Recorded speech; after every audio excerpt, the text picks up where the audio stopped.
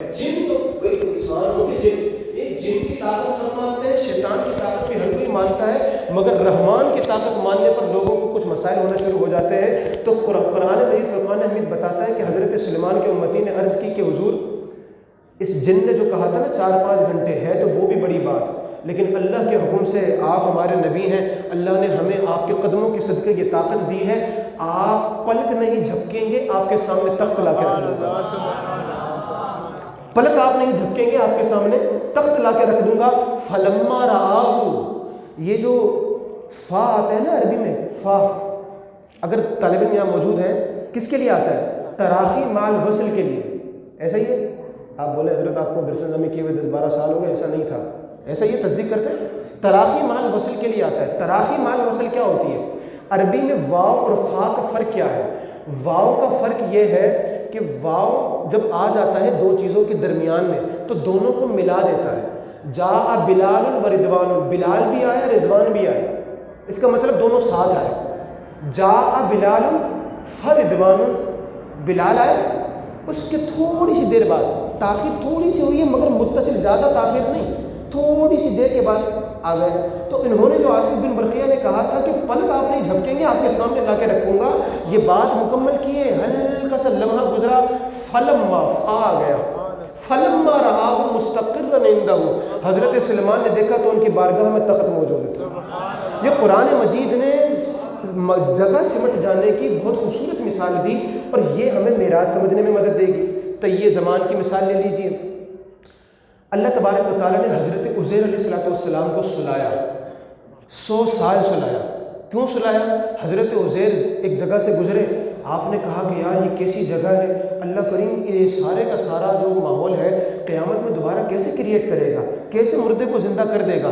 جو اللہ کے انبیاء اور محبوب ہوتے ہیں نا، جب کسی چیز کی خواہش کرتے ہیں تو رب ان کی خواہش کو پورا فرما دیتا ہے۔ وہ خواہش ان کی اس وجہ سے نہیں ہوتی کہ معاذ اللہ ان کے دل میں شک ہوتا ہے، اللہ فرماتا ہے محبوبو تم جو سوچو گے ادھر تمہاری سوچ ہوگی، ہم اس کو پریکٹیکل کر کے دکھا دیں گے۔ حضرت عزیر آئے، یہ سب سوچتے سوچتے یہ سب کیسے ہوگا، کھانا بھی ان کے پاس ہے، پانی بھی ان کے پاس ہے، ان کا جانور ان کا خچر بھی ان کے ساتھ ہے۔ آئے، سو گئے، سوئے، اللہ اکبر، 100 سال گزر گئے۔ جب اٹھے نا، اللہ تبارک و تعالیٰ نے وحی فرمائی، عزیر یہ بتاؤ کتنا سوئے ہو؟ اب وہ سوئے تھے دن میں صبح کے وقت، اور ابھی شام کا وقت ہو رہا تھا۔ پہلے عرض کی مولا ایک دن سویا، پھر کہا نہیں، بولا کچھ تھوڑا حصہ، دن کا تھوڑا حصہ سویا ہوں، 5-6 گھنٹے کی نیند لی ہوگی۔ اللہ تبارک و تعالیٰ فرماتا ہے عزیر تمہیں لگتا ہے 5-6 گھنٹے سوئے ہو، ذرا اپنے گدھے کی طرف دیکھو، جو تمہارا جانور ہے اس کی طرف دیکھو۔ ادھر دیکھا تو بالکل نام و نشان غائب ہے، بالکل ایسا کہ 100 سال اگر کسی جانور پر گزر جائیں تو اس کی کیا حالت ہوگی، اس کی ہڈیوں کی، کھال کی، بال کی کیا حالت ہوگی، گدھا اسی حالت میں۔ اب کہا اپنے کھانے کو دیکھو، گدھے کے مقابلے میں کھانا جلدی خراب ہو کے ختم ہونا چاہیے، گدھے کے مقابلے میں پانی یا شراب یا جو بھی ان کے پاس مشروب تھا وہ جلدی خراب ہو جانا چاہیے، جلدی باسی ہونا چاہیے، بھاگ بن کے اڑ جانا چاہیے، لیکن دیکھا تو مشروب بھی تازہ تھا، کھانا بھی تازہ تھا، بو تک اس میں نہیں آئی تھی۔ تو عرض کی مولا یہ کیسے ہوا؟ کہا جو تم نے دل میں سوچا کہ رب کیسے کرے گا، وہ رب ایسے کرے گا کہ اس کی شان یہ ہے 100 سال کھانے اور پانی پر گزر رہے ہیں مگر اس کو کچھ نہیں ہو رہا، اور دوسری طرف اسی گدھے پر جو ساتھ ہی ہے 100 سال گزر رہے ہیں تو اس کی ہڈی اور پر کا کیا حال ہوا۔ عزیر ذرا گدھے کی طرف دوبارہ دیکھو، ہم اسے ابھی زندہ کر دیتے۔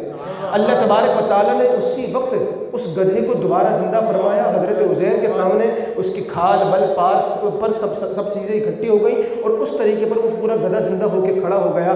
آپ یہ دیکھیے کہ یہ طی زمان کی کتنی خوبصورت مثال ہے، زمانہ کس قدر سمیٹا اللہ تبارک و تعالیٰ نے۔ اور یہی حال ہوا اصحاب کہف کے ساتھ کہ وہ تو 309 سال سوئے، اور اٹھنے کے بعد جب پوچھ رہے ہیں کہ کتنا سوئے، کوئی کہتا ہے آدھا دن، کوئی کہتا ہے 1 دن۔ حال یہ تھا کہ جو انہوں نے زلفیں بنائی ہوئی تھیں ان کی مانگیں بھی خراب نہیں ہوئی تھیں۔ ہم جب سوتے ہیں تو جب تک کومبنگ نہ کریں نا تو باہر نکل کے بولے بھائی کنگا تو کر کے آ جاؤ یار، کیا ہو گیا بھائی۔ آج کل تو خیر کنگا کرنے کی ضرورت نہیں پڑتی، جس حال میں اٹھے وہی اسٹائل ہے، آپ بآسانی کہہ سکتے ہیں کہ جناب یہ جو میرا ہے یہ اسٹائل ہے اپنا، تو آپ کو کوئی کچھ کہہ بھی نہیں سکتا، اتنا شتر بے مہار والا دور ہے۔ لیکن وہاں پر اصحاب کہف 309 سال کے بعد سو کے اٹھے، ان کی مانگیں بھی خراب نہیں ہوئیں، اور رب نے دکھا بھی دیا کہ میرا نبی ہو یا ولی ہو، جب میں ان کو سلاتا ہوں تو بڑی شان سے سلایا جاتا ہے۔ اور یہ بات ہم کو سمجھنے چاہیے عاشقوں، اعلیٰ حضرت نے لکھا کہ پچھلی امتوں کے اولیاء کا یہ مقام تھا، تو اس امت کے اولیاء کا کیا مقام ہوگا کہ پچھلی امت کے انبیاء ہمارے حضور کا کلمہ پڑھ کے مسلمان ہوئے، اور اس امت کے جو اولیاء ہیں ان کو اللہ تبارک و تعالیٰ نے حضور کے صدقے میں پچھلی امت کے اولیاء سے زیادہ مقام عطا فرمایا۔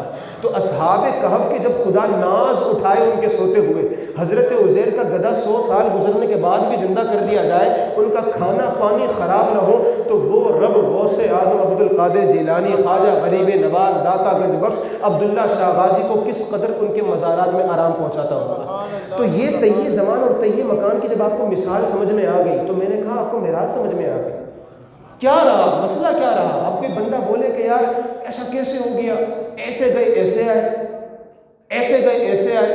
میں نے کہا یہ ایسے ہی ہو گیا کہ جیسے وہ تخت آ گیا تھا، وہ تو تخت آ گیا۔ تخت کتنا بڑا تھا، میں آقا کریم صلی اللہ علیہ وسلم کا درمیانہ قد مبارک تھا، تو اتنا بڑا جب تخت یوں آ سکتا ہے پلک جھپکنے میں، تو ہمارے آقا آ گئے تو کون سی بڑی بات۔ پھر بات یہ ہے، لوگ کہتے ہیں ہزاروں سال کیسے گزرے اور پتہ ہی نہ چلا، عالم میں کچھ نہ ہوا۔ میں نے کہا یہ رب کی قدرت تھی کہ حضرت عزیر کو بھی سلایا، وہاں پر بھی 100 سال کھانے پر گزرے، کچھ بھی نہ ہوا۔ تو اگر پوری کائنات جو میرے مصطفیٰ کا دسترخوان ہے، اگر اس پر بھی ہزاروں سال گزر جائے تو کیا بڑی بات۔ تو میں نے کہا یہ دو باتیں آپ کو قرآن سے میں نے مثال دے دی۔ اب معجزہ معراج اس کو سمجھ میں نہیں آتا تو اس کو بولو یار آپ کو قرآن سمجھ نہیں آ رہا۔ قرآن مجید فرقان حمید کی مثال ہے جس سے میں نے آپ کے سامنے واضح کیا۔ اچھا اب یہ دیکھیے کہ میں آپ کے سامنے کچھ باتیں رکھ رہا ہوں۔ ہوائی سفر جو ہوتا ہے نا، ہوائی سفر، اس کے اندر بلندی پر سب سے پہلی جو چیز پیش آتی ہے وہ ہوتی ہے آکسیجن کی کمی۔ اس کے لیے گیس ماسک استعمال کیا جاتا ہے، اور جہاز کے اندر بھی مصنوعی طور پر ہوا کا دباؤ رکھا جاتا ہے، اور اگر کسی خرابی کی وجہ سے کوئی لیکیج ہو یا کوئی ایسا مسئلہ ہو اور جہاز کے اندر کا ہوا کا دباؤ پریشان اوپر نیچے ہو جائے تو پھر انسان کی طبیعت بگڑنا شروع ہو جاتی ہے اور مسائل شروع ہوتے ہیں۔ پھر پائلٹ جہاز کو نیچے کی طرف لاتا ہے اس سطح پر کہ جہاں پر ہوا کا دباؤ اتنا ہو جائے کہ جتنا انسان کے جسم کی ریکوائرمنٹ ہے، اور یہ نہ ہو تو تھوڑی دیر کے بعد انسان کے آنکھوں سے، ناکوں سے اور تمام مساموں سے خون رسنا شروع ہو جائے۔ آپ یہ دیکھیے کہ ہوائی سفر میں جب بندہ جائے تو اتنا کچھ کرنا پڑتا ہے۔ میرے آقا کریم صلی اللہ علیہ وسلم اپنی انہی چادروں میں تشریف لے گئے، واپس بھی تشریف لائے، اور ان کو کیا ہونا تھا وہ گئے، جب بھی مسیحا تھے آئے واپس، تب بھی سب کے مسیحا تھے۔ اچھا اب یہ دیکھیے، آئنسٹائن جو آج سے 100 سال پہلے سائنسدان گزرا، اس نے ایک تھیوری پیش کی تھی، نظریہ اضافت، اور اس کی ایک اور بھی تھیوری تھی جو اس نے کہا کہ زمین سے 2 کروڑ سال دور ایک کہکشاں ہے جو میں نے دوربین سے دیکھ لی ہے۔ اور یہ 2 کروڑ سال کون سے کہے تھے اس نے کہا تھا 2 کروڑ نوری سال۔ نوری سال سے مراد کہلاتا ہے کہ روشنی کی رفتار جس کی پر سیکنڈ رفتار 1,86,000 میل ہے، اگر وہ اس جگہ پر پہنچنا چاہے تو اسے 2 کروڑ سال لگیں گے۔ آپ کو پتہ ہے کہ دنیا کی سب سے جو فاسٹسٹ تھنگ آن ارتھ ہے وہ لائٹ ہے، کہ لائٹ کی رفتار کا مقابلہ نہیں کیا جا سکتا۔ لائٹ زمین کے سیکنڈوں کے اندر چکر لگا سکتی ہے، اتنی رفتار یہ لائٹ کی ہے کہ جو ہماری ایجاد کردہ ہے، جو ہماری لوگوں کی ایجاد کردہ ہے، اس لائٹ کی رفتار یہ ہے۔ تو یہ آئنسٹائن نے یہ بات کی کہ انسان کوئی بھی جو مادی چیز ہے، انسان سے مراد مادی چیز، جو مادی چیز ہے جس کا کچھ جسم ہے، وہ لائٹ کی رفتار سے سفر نہیں کر سکتی۔ سفر کرے گی تو کیا ہوگا؟ کہا اس کا وجود ختم ہو جائے گا۔ اس لیے 100 سال پہلے آئنسٹائن نے یہ بات کی تھی کہ یہ جو لائٹ کی رفتار ہے، اتنی رفتار کے ساتھ سفر کرنا کسی کے لیے محال ہے، اگر ہوگا تو پھر انسان کا جو جسم ہے وہ ختم ہو جائے گا۔ آئنسٹائن نے پھر ایک اور بھی مثال دی۔ آئنسٹائن نے کہا تھا کہ اگر کوئی شخص، یہ جو روشنی کی رفتار ہے وہ تو ہے 1,86,000 میل فی سیکنڈ، اگر اس کو ہم 10% کم کریں، 90% کر لیں، اور اس 90% کی رفتار کے ساتھ 100% پوری لائٹ کی رفتار نہیں، 100% نہیں، صرف 90% لائٹ کی رفتار اگر کسی انسان کو مل جائے اور وہ خلا میں سفر کرے تو کیا ہوگا؟ کہا خلا میں 5 سال گزریں گے لیکن زمین میں 10 سال گزر جائیں گے۔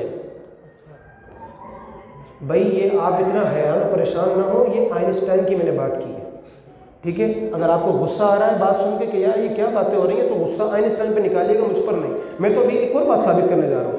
آئنسٹائن نے کیا کہا کہ اگر 90% رفتار لائٹ کی مل جائے کسی بندے کو، مثال کے 2 ٹوئنز ہیں، دو ٹوئن بھائی ہیں، جڑواں بھائی ہیں، اور ان میں سے ایک 90% لائٹ کی رفتار لے کے خلا میں چلا جائے، تو کہا وہاں 5 سال گزریں گے لیکن نیچے 10 سال گزر جائیں گے، وہ بھائی اس کا 5 سال اس سے بڑا ہو جائے گا، دوسرا 5 سال چھوٹا رہ جائے گا۔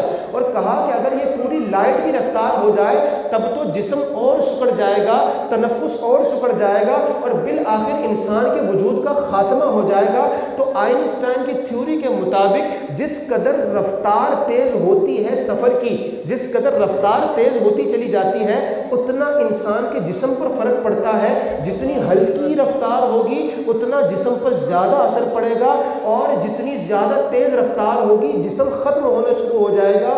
اس کی 100 سال پہلے کی یہ تھیوری تھی کہ یہ روشنی کی رفتار کی اس نے بات کی تھی کہ یہ کوئی حاصل نہیں کر سکتا۔ میں نے کہا یہ آئنسٹائن ہے جو ایسی کہکشاں دیکھ لیتا ہے کہ جہاں پر روشنی 2 کروڑ سال میں پہنچے گی۔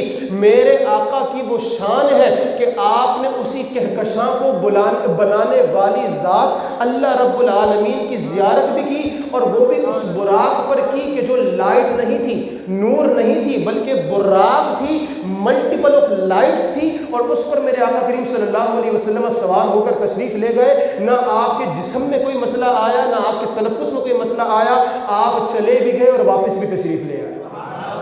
یہ ہے عاجز کر دینے والی چیز، اور آپ آقا کریم صلی اللہ علیہ وسلم کا بہترین قسم کا معجزہ۔ آج اگر کوئی بات کرے کہ جناب ایسا کیسے ممکن ہے، گئے آئے کچھ بھی نہیں ہوا، زمین پر تو کچھ بھی نہیں ہو سکا، سب کچھ رک گیا تھا، میں نے کہا وہ اس لیے رک گیا تھا کہ وہ جو نہ تھے تو کچھ نہ تھا، وہ جو نہ ہو تو کچھ نہ ہو۔ جان ہے 2 جہان کی، جان ہے تو جہان ہے، گھڑی میں سے سیل نکال دو تو جہاں ہے وہیں رک جائے گی۔ 3 سوئیاں ہیں، 3 کی 3 وہیں رک جائیں گی، واپس سیل ڈالو تو واپس چلنا شروع ہو جائے گی۔ میں نے کہا کہ رب کی یہ گھڑی بھی ہم کو بتاتی ہے جو انسان نے بنائی ہے۔ انسان جس چیز کو بنائے، سیل ڈالے تو چلنے لگ جائے، سیل ڈالے تو وہیں پر رک جائے۔ میں نے کہا یہ رب کا نظام ہے، اس نے کائنات کا سیل معراج کی رات جبریل سے نکلوا دیا تھا۔ کہا جبریل آج محبوب سے ملاقات کرنا چاہتا ہوں۔ عرض کی مولا تم مل لے، کیا مسئلہ ہے، تم ملنا چاہتا ہے تو رب العالمین ہے۔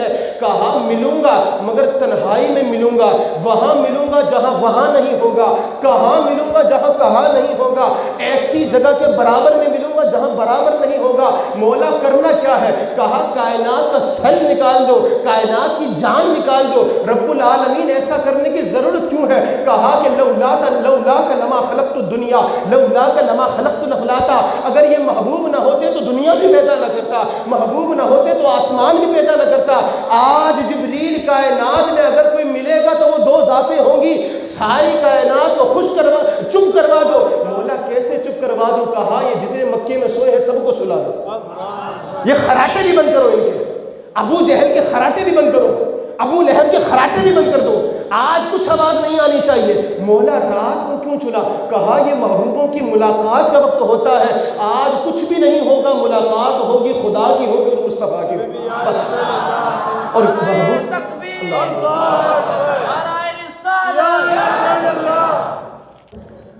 اب عرض کی مولا لانا ہے، کس شان سے لانا ہے؟ سبحان اللہ الکریم۔ کہا کہ ایسا سفر کرواؤں گا کہ ساری دنیا حیرت میں رہ جائے گی۔ اقبال نے معراج کا سفر دیکھ کر کہا تھا کہ سبق ملا ہے یہ معراج مصطفیٰ سے مجھے کہ عالم بشریت کی زد میں ہے گردوں، کہ سارے کا سارا عالم رب نے بشر کی زد میں دے رکھا ہے۔ جب بشر کی طاقت آتی ہے تو سائنس کی طاقت پیچھے رہ جاتی ہے، جب بشر کی طاقت آتی ہے تو سائنس اور دیگر ٹیکنالوجیز پیچھے رہ جاتی ہیں، رب کی طاقت اور قدرت وہاں پر نظر آنا شروع ہوتی ہے۔ میرے آقا کریم صلی اللہ علیہ وسلم نے وضو کیا، نالی میں پانی بہہ رہا ہے، آپ تشریف لے جا رہے ہیں، امامہ پہن کر، امامہ اپنے سر پر سجا کر، اور گزرتے ہوئے درخت کی ٹہنی سے، آپ کو پتہ ہے کہ درخت کی ٹہنی اگر آپ اس کو ذرا چھو دیں، ایسے کر کے ہٹائیں، تھوڑا سا چھوڑیں تو فلیکسیبل ہوتی ہے، واپس آتی ہے، تھوڑے سے جنبش کر کے پھر رکتی ہے۔ آقا کا امامہ شریف ایک ٹہنی کے ساتھ یوں مس ہوا، اس درخت کو بھی تھوڑی برکتیں دے دیں۔ اور میرے آقا کریم صلی اللہ علیہ وسلم نے نکلتے ہوئے جو گھر کا دروازہ بند کیا تھا، اس بڑی کنڈیاں ہوتی تھیں اس زمانے میں کہ جو دروازہ جب بند کرتے تھے تو تھوڑی دیر کے لیے کنڈیاں جھولتی تھیں، تو وہ والی کنڈی کا دروازہ میرے آقا نے بند کیا۔ آپ تشریف لے گئے، وہاں پر انبیاء کی امامت بھی کروا رہے ہیں، آسمانوں پر بھی جا رہے ہیں، سفر چلتا چلا جا رہا ہے، عرش سے ورا پہنچ چکے ہیں، اللہ کی بارگاہ میں پہنچ رہے ہیں، جنت دوزخ بھی دیکھ آئے ہیں۔ اس کے بعد بھی جب آتے ہیں تو شیخ محقق یہ لکھتے ہیں اپنی کتاب کے اندر کہ جو پاک و ہند کے مستند عالم دین ہے، آپ نے لکھا جب آقا تشریف لائے پانی ابھی بھی بہ رہا تھا، وہ ٹہنی ابھی بھی ہل رہی تھی، کہار کنڈی ابھی بھی ہل رہی تھی۔ میرے آقا جب بستر سے اٹھے تھے تو جب کوئی شخص کسی جگہ پر بیٹھے تو جسم کی حرارت سے اس چیز میں وقتی طور پر تھوڑی گرمی آتی ہے۔ کہا جب آقا بستر پر واپس تشریف لائے آرام کرنے کے لیے کہ رات تو پوری کی پوری باقی تھی، وقت کتنا لگا معراج میں؟ آقا اٹھے، وضو کیا، جائے معراج کر کے آگے، رات تو پوری پڑی ہے، اے مولا یہ کیسا سفر ہے؟ کہا محبوب جب ہم سفر کرواتے ہیں پورا آرام پہنچاتے ہیں، رات میں سفر کروایا تھا، پہلے آرام کروایا تھا اور رات میں واپس لائے ہیں کہ بقیہ رات بھی آرام کرو، مولا یہ کیا شان ہے؟ کہا یہ اس لیے ہے کہ تم جو نہ تھے تو کچھ نہ تھا، تم جو نہ ہو تو کچھ نہ ہو، جان ہو تم جہان کی، جان ہے تو جہان۔ یہ اللہ تبارک و تعالیٰ نے اس شان سے معراج کروائی نبی کریم صلی اللہ تعالیٰ علیہ وسلم کو کہ یہ سب کچھ اپنی جگہ پر رہ گیا، اور میرے آقا کریم صلی اللہ علیہ وسلم واپس تشریف لائے۔ جب اللہ کی بارگاہ میں پہنچے تو اللہ تبارک و تعالیٰ نے نبی کریم صلی اللہ علیہ وسلم یہ فرماتے ہیں کہ اپنا دست قدرت میرے شانوں کے درمیان رکھا، اپنا دست قدرت میرے شانوں کندھوں کے درمیان رکھا۔ کیا فرمایا؟ کہا وہ دست قدرت کا رکھنا تھا کہ فتجلی لی کل شیء، کہا رب کا وہ دست قدرت میرے شانوں کے درمیان رکھنا تھا، کائنات کی ہر چیز میرے لیے روشن ہو گئی، کائنات کی ہر چیز میرے لیے واضح ہو گئی۔ یا رسول اللہ کس قسم کی واضح ہو گئی؟ کہا کہ پھر کچھ بھی مجھ سے چھپا نہ رہا، جب رب نے بلایا تو رب چونکہ عالم ہے، رب سے بڑھ کر کوئی علم والا نہیں، تو اللہ جب کسی کو محبوب بناتا ہے تو اپنی صفات میں سے حصہ دیتا ہے۔ رب کو وہ خوبی کسی نے نہیں دی ہوتی مگر وہ خوبی رب اپنے محبوبوں کو عطا کرتا ہے۔ کہا جو رب کا علم ہے، رب نے وہ علم مجھے عطا کیا، فتجلی لی کل شیء، ہر چیز میرے لیے واضح ہو گئی، ہر چیز کو میں نے جان لیا۔ اور کیسا جانا؟ صحابہ فرماتے ہیں میرے آقا کریم صلی اللہ علیہ وسلم منبر پر کھڑے ہوئے اور آپ نے فجر سے لے کے دیگر سب نمازوں میں مسلسل بیانات کرتے رہے، کائنات کے بننے سے لے کر جنتیوں کے جنت میں جانے اور جہنمیوں کے جہنم میں جانے تک سب کچھ بیان فرما دیا۔ اور کہا کیسا بیان کیا؟ کہا جس نے یاد رکھا، جو بھول گیا وہ بھول گیا۔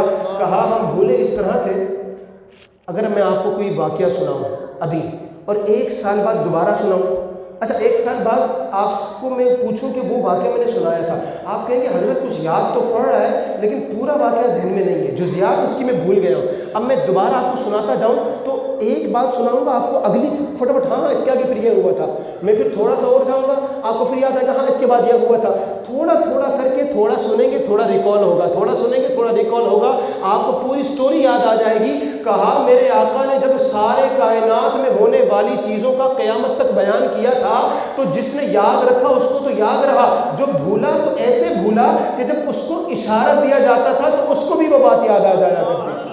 کہا میرے آقا کریم صلی اللہ علیہ وسلم نے وہ علم معراج سے لے کر آئے اور وہ تحفہ لے کے آئے کہ سبحان اللہ الکریم، اللہ تبارک و تعالیٰ نے وہ عظیم تحفہ عطا کیا، نمازوں کا تحفہ۔ معراج پر گئے، سب سے قیمتی تحفہ نمازوں کا تحفہ، اپنا دیدار وہاں کروا دیا، لیکن امتیوں کو اگر دیدار کرنا ہے تو ان کو نماز کا تحفہ دے کر بھیجا، کہا کہ چلے جاؤ اور ان کو یہ نمازیں دو۔ اور پھر یہ ایک معراج جو ہوئی تھی یہ 10 معراجوں میں بدل گئی، ایک معراج 10 معراجوں میں بدل گئی کہ آقا تشریف لائے تو حضرت موسیٰ کھڑے مل گئے۔ اور میں آپ کو کہنا چاہتا ہوں کہ حضرت موسیٰ نے بھی تو کسی موقع پر کہا تھا نا مولا اپنا جلوہ دکھا، حضرت موسیٰ کو کہا تھا نہیں موسیٰ تم نہیں دیکھ سکتے، یہ نہیں کہا تھا کوئی بھی نہیں دیکھ سکتا، موسیٰ کو بھی پتا تھا کوئی نہ کوئی تو دیکھ ہی سکتا ہے جب رب دکھانا چاہے، تو کہا مولا میں کیوں نہیں دیکھ سکتا؟ کہا اگر یہ دیکھ لو تو پھر تم مجھے بھی دیکھ لو گے، مگر موسیٰ وہ جلوہ برداشت نہ کر سکے۔ آپ یہ دیکھیں میرے آقا معراج پر جا رہے ہیں، حضرت موسیٰ اپنے قبر میں کھڑے ہوئے ہیں، یصلی صلاۃ پڑھ رہے ہیں، لوگوں نے ترجمہ کیا نماز کا مگر ہم عاشق ترجمہ کرتے ہیں درود کا۔ لوگ پوچھتے ہیں کہ تم نے درود کا ترجمہ کیوں کیا؟ میں نے کہا تم نے نماز کا ترجمہ کیوں کیا؟ جب صلاۃ کے دونوں معنی آتے ہیں، نماز کے، درود کے، تو تم نے نماز کیوں کیا؟ کہا وہ نماز پڑھ رہے ہوں گے۔ میں نے کہا ان کو پتا تھا آقا آنے والے ہیں، روٹ بھی یہی ہے، میں نے بھی وہیں جانا ہے، آقا آنے والے ہیں، وہ صلاۃ پڑھ رہے تھے۔ کہنے لگے کیسے؟ میں نے کہا جس طرح تمہارے پاس نماز کے لیے دلیل نہیں، ہمارے پاس درود کے لیے دلیل نہیں، جب نہ تمہارے پاس ہے نہ ہمارے پاس ہے تو ترجمہ وہ کرو جو عشق کے زیادہ قریب ہے۔ حضرت موسیٰ صلاۃ اس لیے پڑھ رہے تھے، صلاۃ کا مطلب ہوتا ہے کہ اے اللہ تو رحمت نازل فرما۔ موسیٰ کو پتا چلا کہ جس کے لیے ابھی اقصیٰ پہنچنا ہے وہ نبی آنے والا ہے، وہ براق میں جلوہ گر آنے والا ہے۔ موسیٰ کھڑے ہو گئے راستے میں کہ یا رسول اللہ آپ آنے والے ہیں، میں لیٹا کیسے رہ سکتا ہوں؟ آقا آئے تو پڑھنے لگے صلی اللہ علیہ وسلم، صلی اللہ علیہ وسلم۔ مطلب یہ تھا کہ یہ ہے وہ ذات کہ جن کو رب معراج کرانے والا ہے اور ان پر اللہ تبارک و تعالیٰ کی خوب رحمتیں نازل ہیں۔ اقصیٰ پہنچے، اقصیٰ میں بھی موسیٰ پہلے سے موجود ہے، سوچ رہے ہیں کہ ہو سکتا ہے چلو نماز تو مجھے پڑھانے کو مل جائے گی، چلو معراج پہ نہیں جا سکتا، نماز تو پڑھا لوں گا۔ کہا نہ، نماز اقصیٰ میں تھا یہی سر، آیا ہوں معنی اول آخر کہ دست بستہ ہے پیچھے حاضر جو سلطنت آگے کر گئے تھے۔ کہا کہ وہاں پر حضرت موسیٰ امامت نہیں کر سکتے تھے، حضور کی امامت ہونی تھی چونکہ امام الانبیاء حضور نے بننا تھا۔ اس کے بعد سارے انبیاء، کچھ انبیاء آسمانوں پر بھی گئے، پہلے پہ، دوسرے پہ، تیسرے، چوتھے، پانچویں، چھٹے، ساتویں۔ حضرت موسیٰ کہیں نظر نہیں آئے، حضرت موسیٰ سب سے اوپر پہنچے ہوئے تھے۔ ان کو پتا تھا کہ میں اس جگہ کھڑا ہو جاتا ہوں کہ جہاں سے آگے کوئی نہیں جا سکتا، صرف حضور نے جانا ہے، مگر جہاں تک میں جا سکتا ہوں وہاں تک تو جاؤں، اس معراج والے کے پیچھے تو پہنچ جاؤں۔ اس لیے اس جگہ کھڑے ہو گئے کہ جس سے آگے معراج ہی معراج تھی، جس سے آگے کہاں نہیں تھا، جس سے آگے وہاں نہیں تھا۔ جب میرے آقا تشریف لائے تو موسیٰ نے حضور کی آنکھوں کی زیارت کی، پوچھا رب نے کیا تحفہ دیا ہے؟ کہا نمازوں کا تحفہ دیا ہے۔ حضرت موسیٰ علیہ السلام نے عرض کی کہ واپس جائیے۔ میرے آقا واپس گئے، 5 کم ہوئی، پھر آئے، پھر گئے، 5 کم ہوئی، پھر آئے، پھر گئے، 5 کم ہوئی، ہوتا رہا، چلتا رہا، اور یہ 5 کر کے سفر چلتا رہا۔ 10 مرتبہ میرے آقا کو معراج ہو گئی۔ اللہ تبارک و تعالیٰ نے قرآن میں جب معراج کی ایک آیت نازل کی سورہ بنی اسرائیل میں تو ابتدا کی سبحان الذی اسرا۔ اے میرے بندو، معراج ایسا معجزہ ہے جب اس معجزے کی بات آ جائے تو سبحان اللہ کہنا بنتا ہے۔ اور میں کہنا چاہتا ہوں جب یہ ایک معراج 10 معراجوں میں تبدیل ہو گئی تو 10 مرتبہ سبحان اللہ کہنا بنتا ہے۔ سبحان اللہ، سبحان اللہ، سبحان اللہ، سبحان اللہ، سبحان اللہ، سبحان اللہ، سبحان اللہ، سبحان اللہ، سبحان اللہ، سبحان اللہ، سبحان اللہ۔ نعرہ تکبیر، نعرہ رسالت، نعرہ تحقیق، نعرہ حیدری۔ میرا خواب ہے کہ کبھی غفار مسجد میں فجر کی نماز میں مجھے مائک استعمال کرنا پڑے، خدا کی قسم میں آپ سب کی یہ تعداد فجر میں دیکھنا چاہتا ہوں۔